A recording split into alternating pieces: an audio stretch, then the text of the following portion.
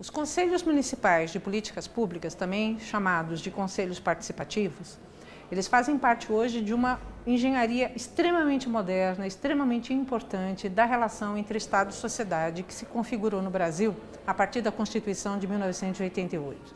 Os conselhos têm algumas competências e uma possibilidade muito interessante, porque ela permite que a sociedade civil, agora dentro do aparelho do Estado, numa esfera quase que paritária entre sociedade e poder público, tenha a capacidade de apresentar novas demandas, discutir sobre o orçamento e implementação dessas políticas, fazer controle social, ao mesmo tempo que produz uma metamorfose muito importante sobre a cultura democrática, permitindo um controle maior da sociedade civil sobre aquilo que, na verdade, produz o seu elo mais forte com a sociedade política, que é a destinação e o uso dos recursos públicos na forma de políticas e resposta às demandas sociais. No curso que foi apresentado, na sessão que foi apresentada na data de hoje, foram trabalhados alguns conceitos fundamentais, uma definição mínima de conselho, o papel que o conselho tem na engenharia política democrática e pluralista, como é que isso ocorre de fato no novo desenho pós a configuração de 1988, os potenciais distributivos, inclusivos e democráticos dessa engenharia, ao mesmo tempo que também se leva em consideração alguns mecanismos que mereceriam ser aperfeiçoados para o efetivo e melhor desempenho dessas novas configurações republicanas e democráticas.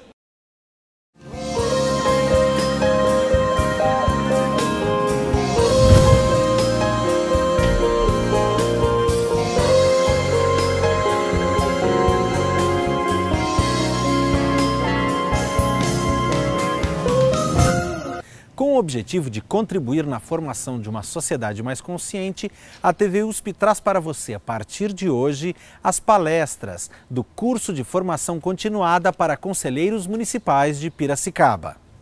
Nessa primeira edição, você acompanha a palestra O Papel dos Conselhos e Conselheiros Municipais, ministrada pela professora Vera Alves Cepeda, da Universidade Federal de São Carlos, a UFSCar. Bom, gente, então eu vou começar. Eu já me apresentei um pouquinho ali, mas acho que, eu gostaria de me apresentar um pouco melhor para vocês.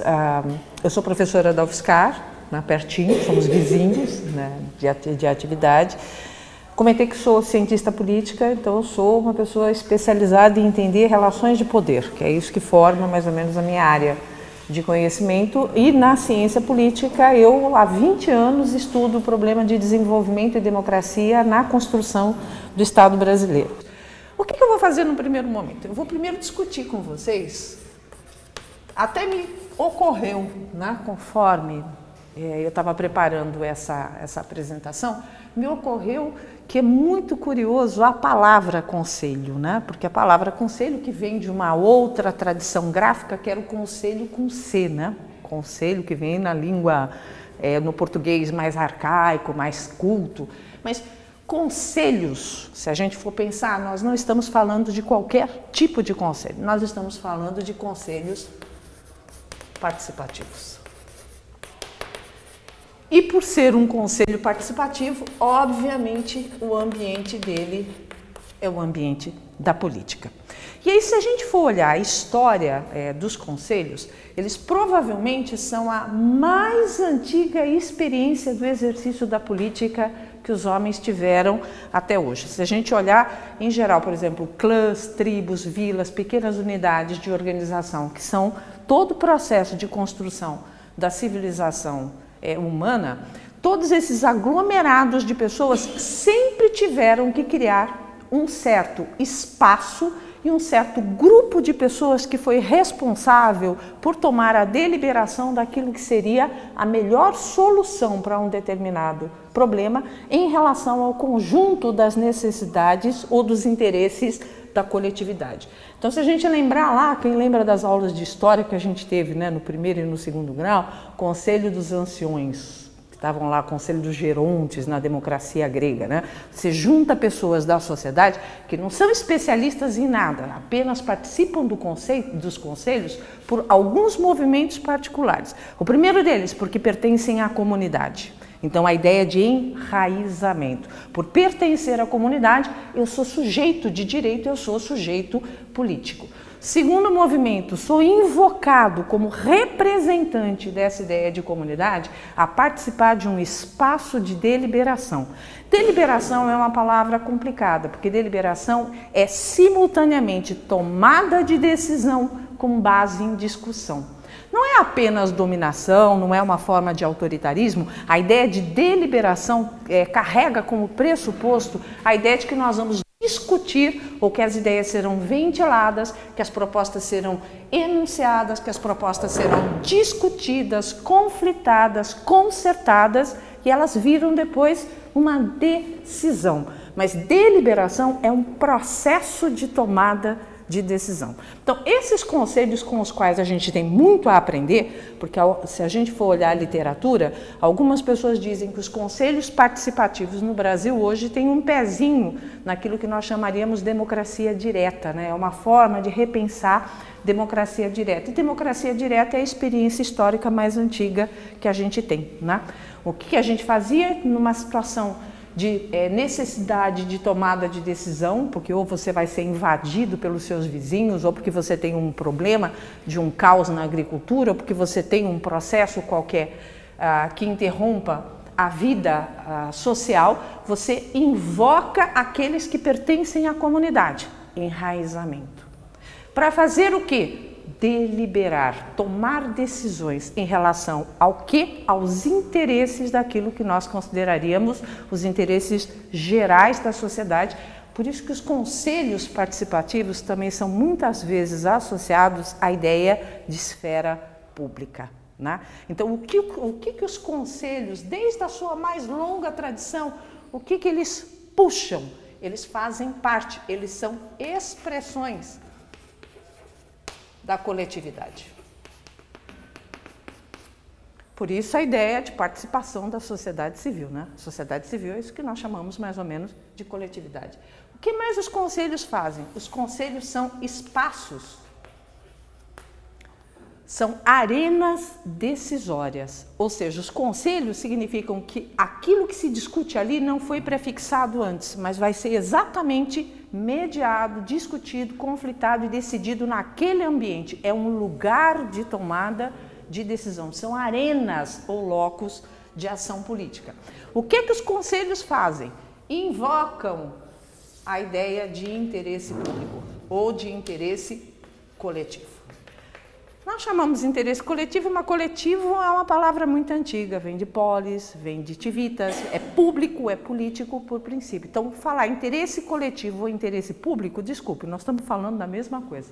Aquilo que é coletivo pertence a todos, aquilo que pertence a todos é a coisa pública, aquilo que é a coisa pública é o que nós chamamos de interesse público na modernidade. Então, essa era a primeira coisa que eu queria comentar com vocês, né? Os conselhos não são especificamente uma construção da experiência brasileira e da experiência brasileira dos últimos 20 ou 30 anos. Os conselhos são o processo mais antigo de tomada de decisão que a gente tem no conjunto das sociedades. Eles sempre implicam a ideia de discussão, de diálogo, de tomada de decisão de um ponto para frente. Então, eles não reproduzem uma ordem, mas eles são capazes de construir o futuro. É como se eles fossem uma ponte suspensa, né, entre a coletividade que é e a coletividade que precisa resolver alguma coisa que, portanto, ela quer ser.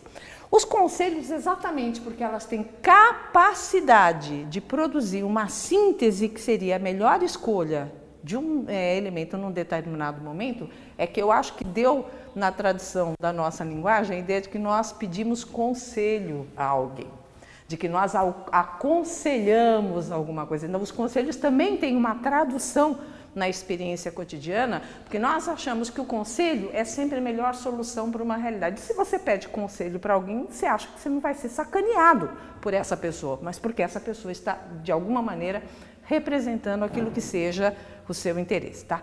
Então, essa seria a primeira questão que eu queria colocar para vocês.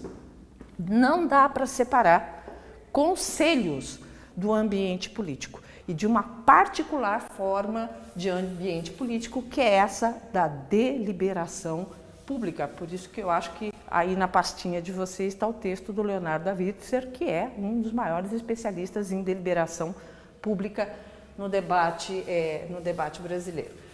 Tá, essa fica como elemento de fundo para a gente pensar uma outra questão. Mas como é que os conselhos que têm essa natureza, como é que eles vão aparecer nessa constelação ou nesse sistema que eu chamei para vocês de sistema que estabelece uma relação entre sociedade e Estado? A relação entre sociedade e Estado não é uma relação que existia na política antiga, ela é uma relação moderna, que nós achamos que os indivíduos estão numa ponta e que o Estado está na outra ponta. Se a gente lembrar bem, tribos não têm Estado, conseguem ter autoridade política, mas elas não têm um Estado burocrático que é diferente daquilo que os indivíduos são. Isso é uma marca da modernidade. Então aqui vocês não reparem, eu vou fazer uma coisa que eu faço com meus alunos de doutorado. Então é uma coisa absolutamente normal para mim, que é fazer o desenho, que eu digo para eles que é o desenhinho do boneco de neve. Se eu quiser entender, então agora na modernidade, o que é a modernidade?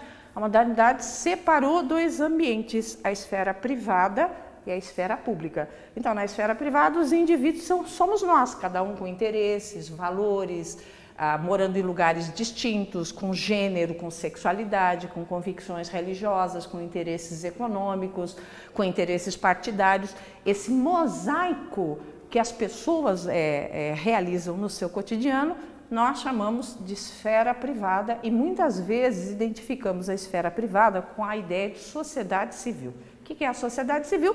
É o mundo dos indivíduos. O que se opõe à sociedade civil? A sociedade política, que nós chamamos de Estado. Que o Estado, no final das contas, é um outro ambiente que não é composto por pessoas, é composto por um aparato ou por um aparelho, que tem como função representar o conjunto da sociedade. Então, se a gente olhar no mundo moderno, o nosso desenho, diferente daquele que seria na antiguidade, né? Porque na antiguidade a sociedade é só um círculo em que os indivíduos estão aqui e que, por exemplo, os conselhos estariam no centro do poder, né? Eles estão no centro, até fisicamente, se a gente for olhar, quando os conselhos se reuniam, eles estavam aonde? No centro das comunidades, sempre o lugar de tomada de decisão. E os indivíduos estão na borda, mas não tem diferença, porque o indivíduo que está plantando é aquele que é chamado para tomar decisão no conselho. O indivíduo que está guerreando é aquele que é chamado para tomar decisão no conselho.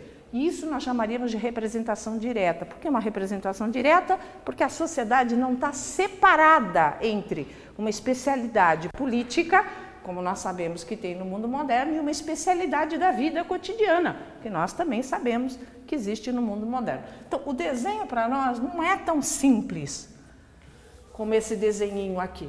O nosso desenho é de uma sofisticação monstruosa. E é ele que eu estou me propondo mostrar para vocês, para dizer que lugar especial e que lugar importante os conselhos de deliberação têm no mundo moderno. O mundo moderno começaria com que desenho, né, na sua relação política? Com o bonequinho de neve. O que é o bonequinho de neve? Sociedade civil e Estado. Tem separação? Tem separação. Separação de funções, separação de competências, separações de liberdade. E se a gente quiser também, e vamos ver um pouco isso mais para frente, separação de poder. O que está aqui embaixo? Aquilo que nós comumente chamamos de sociedade, o que está em cima? A noção de Estado. De uma maneira muito curiosa, a gente poderia, eu já tive gente que olhou para mim e falou assim, não, mas Vera, é complicado você colocar o Estado em cima da sociedade, porque no final das contas, na sociedade moderna, todo poder emana do povo, e o povo é a sociedade. Todo poder emana do povo e em seu nome é exercido, o que significaria que o Estado teria que estar abaixo da sociedade. Mas a verdade é que a gente sabe que o Estado, exatamente porque tem capacidade de coerção, porque define leis e assim por diante, em grande medida se descola da sociedade, muitas vezes produzindo um efeito de ordenamento ou de dominação. Então, eu poderia, nessa representação, fazer várias coisas. Se eu fosse muito republicana, eu colocaria o Estado aqui embaixo e a sociedade aqui em cima, né? Se eu fosse uma pessoa centralista, em cima do muro, eu colocaria a sociedade aqui e o Estado na outra ponta, mas eu sou uma cientista política, acho que o Estado tem capacidade